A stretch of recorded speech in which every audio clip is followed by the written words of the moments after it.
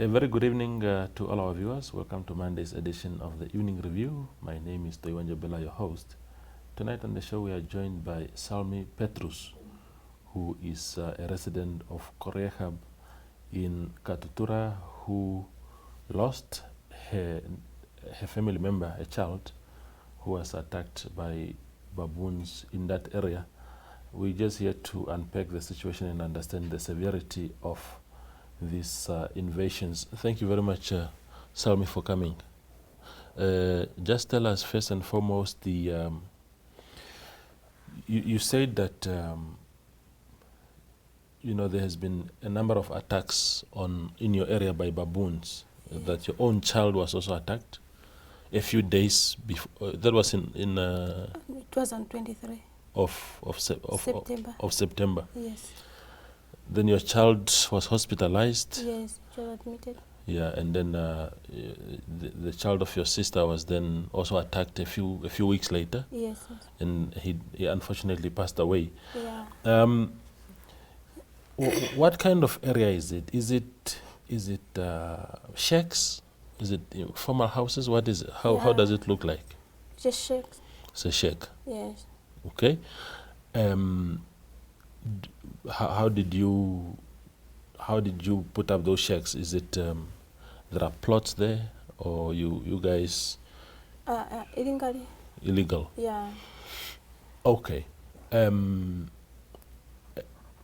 you have local leaders, your communities maybe, or do you think because it's illegal then you also do not get the protection that you need maybe from the leaders, the police and others? Now we have the leaders. Mm. And for the second case, I reported it to the councillor. Uh-huh. There's a police at the Goreangab, the mobile. Then I'm going there, maybe around 8, there's no one coming. Still the mobile is not open. In the evening or what time? In the morning? Yeah. Until 10, no one coming. There's no police. Then, luckily enough, the councillor coming. Then I'm talking to the councillor. I was talking my problem, but the councillor, he didn't. I see. Maybe he was saying I'm joking. He was not concentrating. Yeah. Later on, I tell him, I'm not working, and I don't have money to go to the hospital. He borrowed me $100. And other business. The councillor now? Yes, other businessmen also give me $100. And the thing is paining me. They say the other $100 must I go buy top score. Yeah. Is that now after the attack of your child or after your sister? My sister's child. For the first time, we was thinking, we was not much afraid for that. Because we used to see baboon there, but later on, it's my child again, my sister's child again attacking, and I stand up to report the case. Tell me about these baboons. So, where do they come from? Is it from the nearby? From the farm, yeah. From the farm. This is a farm. So they come, maybe looking for food. Then they come in your houses. Are the houses not locked, or how do they come inside your house to attack children? For the first time, my baby was sleeping, and me, I was out of the house. I'm not using to stay there. I'm just going to the town to go and struggle. Yeah, I used to leave them with my sister. Then my sister, she was sleeping. Then my sister went outside, just nearby the house with a neighbor. Later on, she heard the baby crying, ran to the house. She found the baboon standing at the door, looking in. By that time, it had already attacked the child. It's already attacking. It entered in the house and coming out, looking at baby how it's crying. Yeah. What did it do to your child, the baboon? I think he slapped a child, because having a mark here and scratch it on the face and other scratches in the head.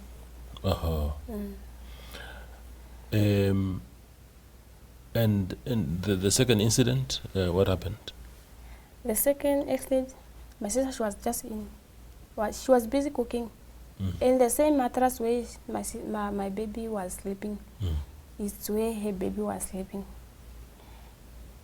She was busy cooking, and the baby used to sleep somewhere nearby the door for the air. Because in the shack, you know, it's always hot. Yeah. The baboon coming in. She was like, she hears something coming in, walking outside the movement.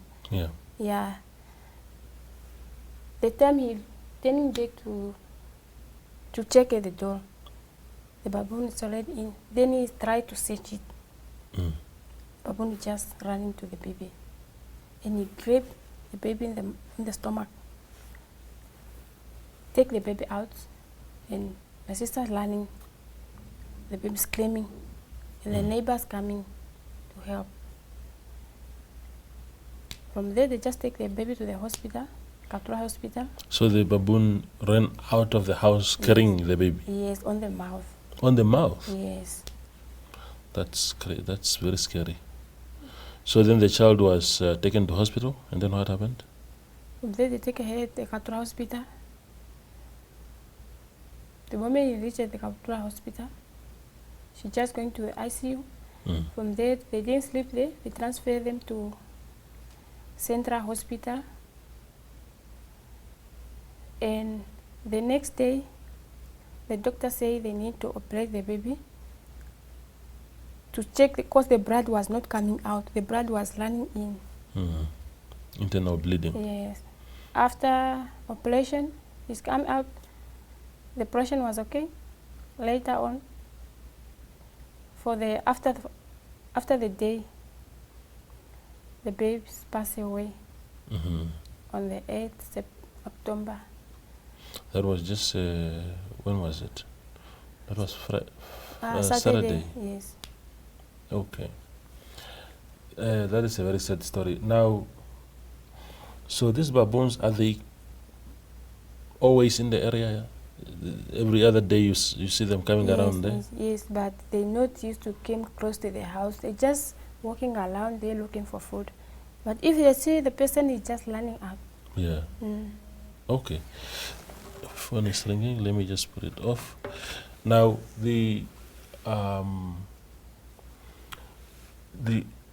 let's talk about the housing situation there in your area there. Okay, first you said that you go to town to go struggle. Yes. Well, what kind of struggle is that? What do you do when you go to town? You do what? You sell, or what do you do? Or you beg? No.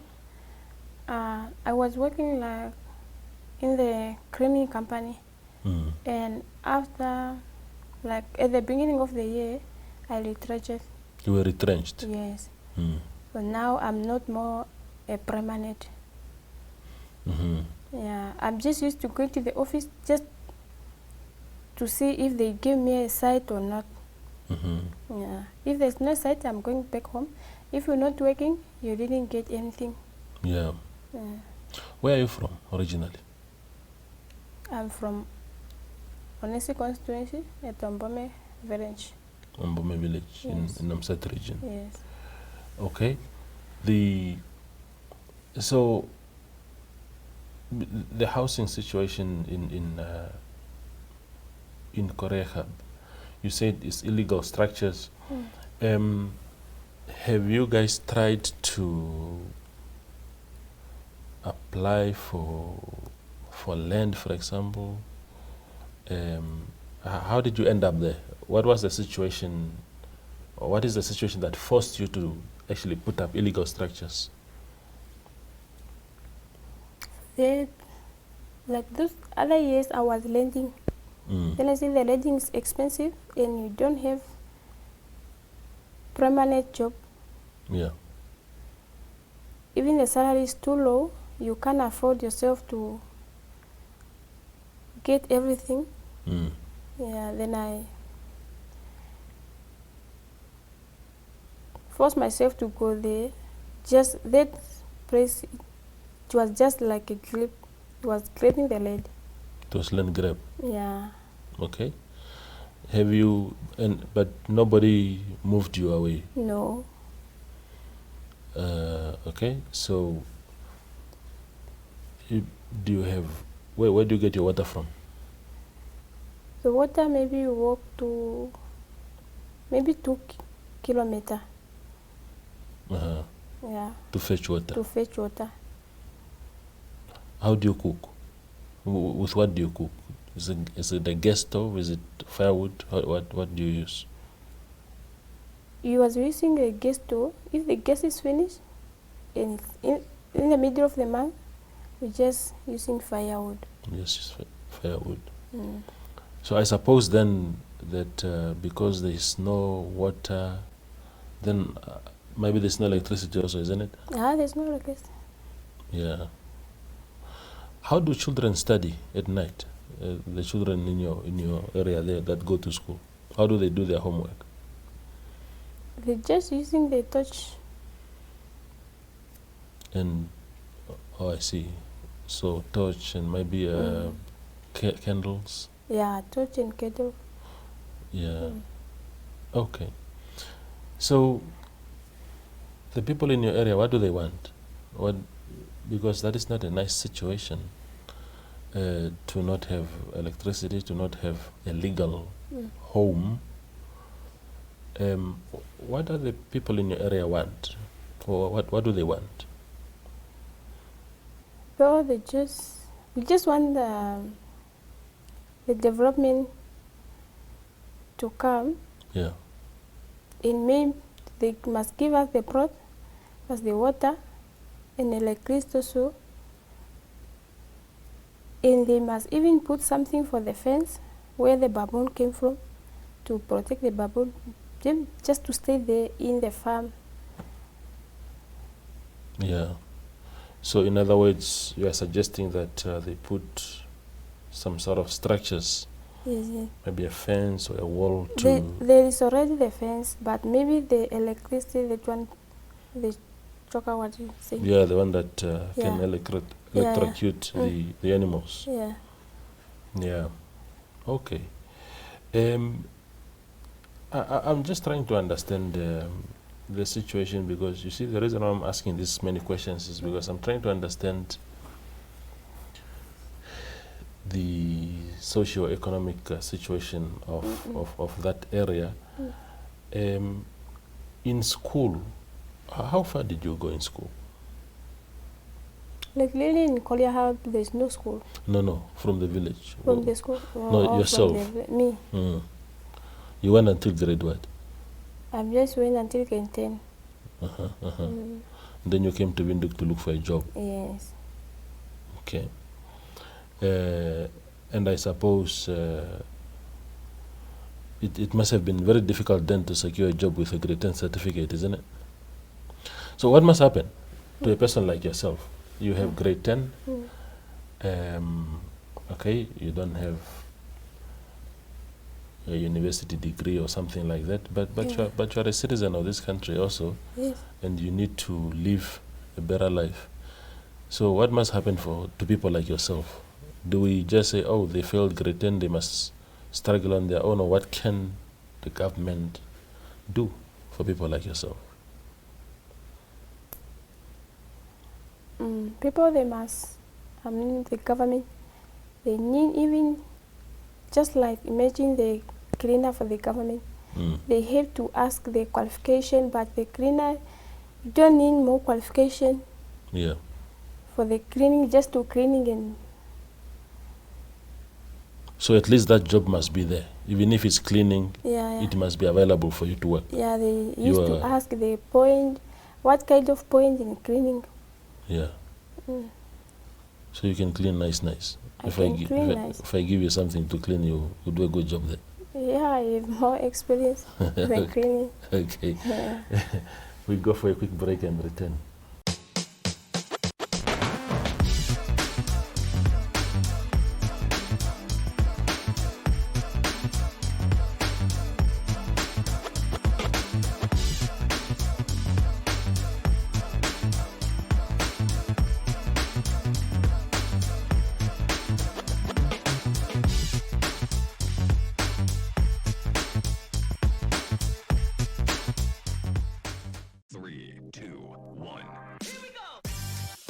We Talk brings you community news that lies at the heart of Windhoek residents.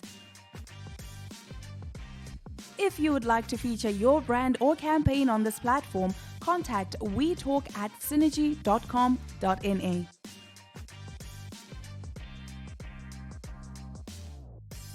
You live, we talk.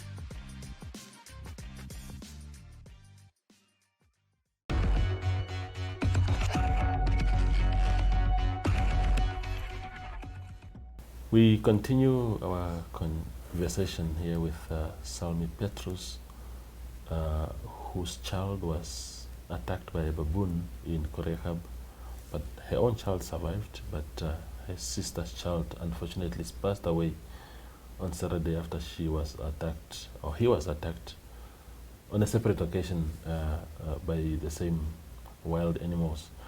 Now, Salmi, just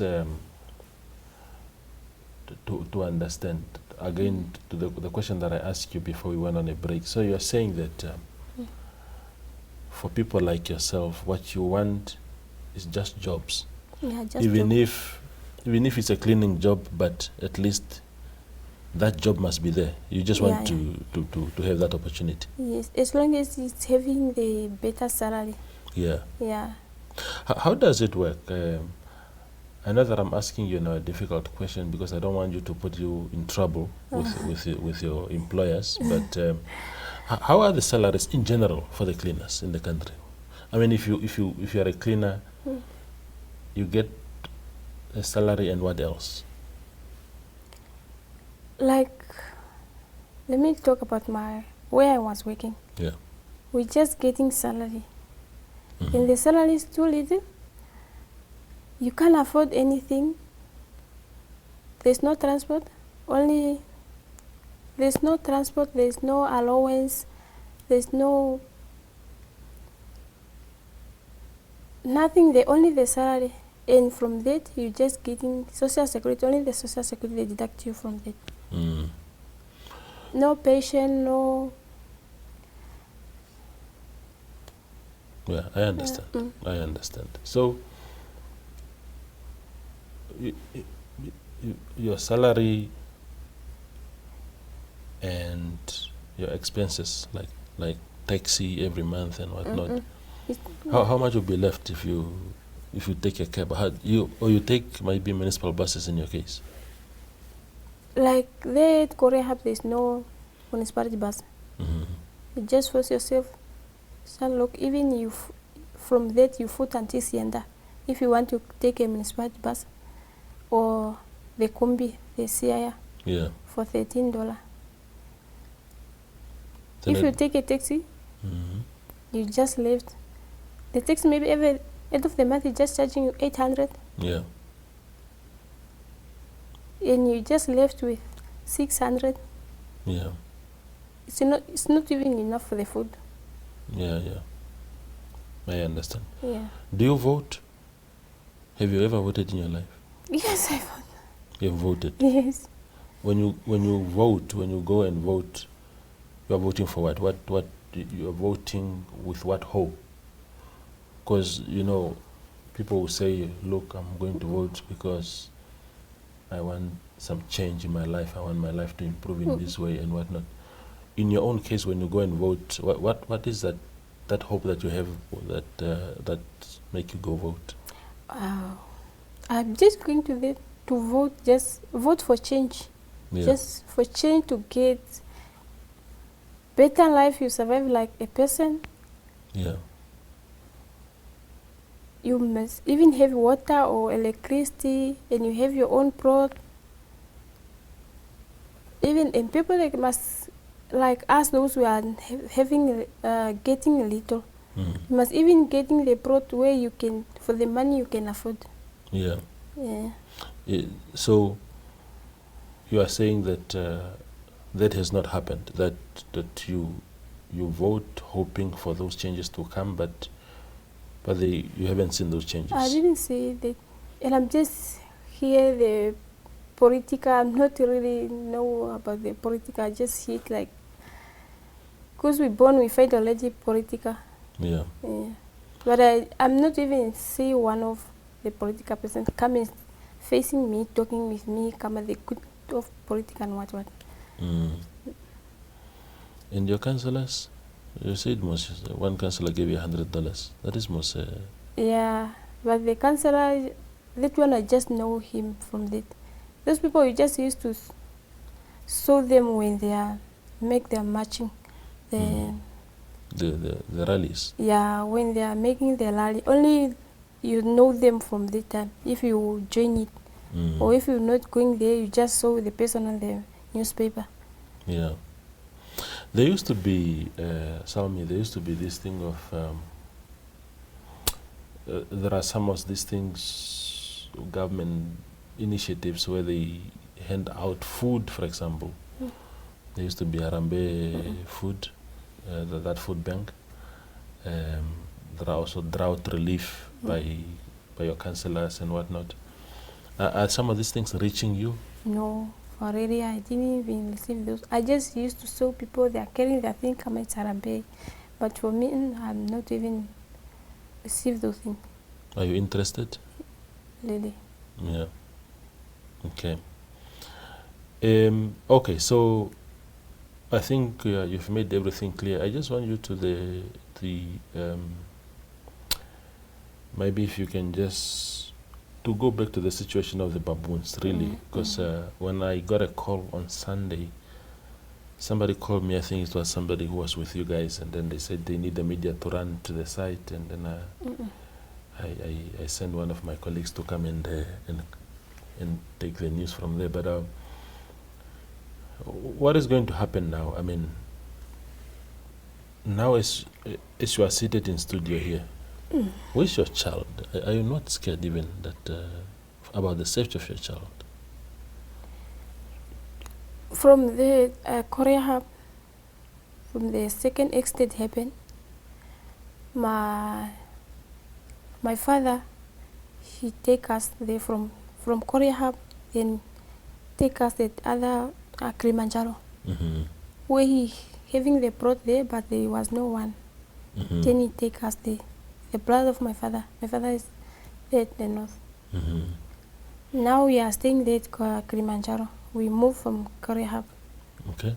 Yeah. And your house in Goreangab, what will happen to it? Did you just leave it on its own for now? Yeah, for now I just leave it. Oh, okay. Yeah, no. Salmi, thank you for being so brave, coming into studio, sharing your story. I called you here because I hope that our leaders, our community leaders, our political leaders, our religious leaders can hear your story, so that because the death of the small boy, what is his name, David? It's in Pear Valley. It's a girl. Oh, is it a girl? Yes. Sorry, okay. Pear Valley, what is the surname? Heita. Heita. Yeah, so yeah, I think the death of Pear Valley is the one that really shook us, and we thought we have to look for you and bring you to studio so that you can share your story. So thank you very much for your time. Thank you. Okay, can I ask Yes. a question? A quick one, yes.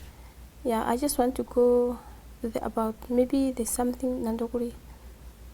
Those they can about the Ministry of Tourist. Yes. They must even maybe they can help us with something Okay. for the barrier. Yes. Yeah, just there the barrier. My sister she's not working and me I'm not working. Yeah. Was just here to come in just for struggling to if we get job. And after the barrier we have again to travel back to the north. Yeah. Yeah. Very good. Minister Pamba Shifeta, Salmi here says that your ministry has failed to control the animals. The animals have gone on to kill a baby in a family, and they do not have the means to take Pear Valley to her final resting place. And she's just appealing not only to the ministry but to every viewer that is watching the show tonight that can assist to come to the party. That was tonight's evening review.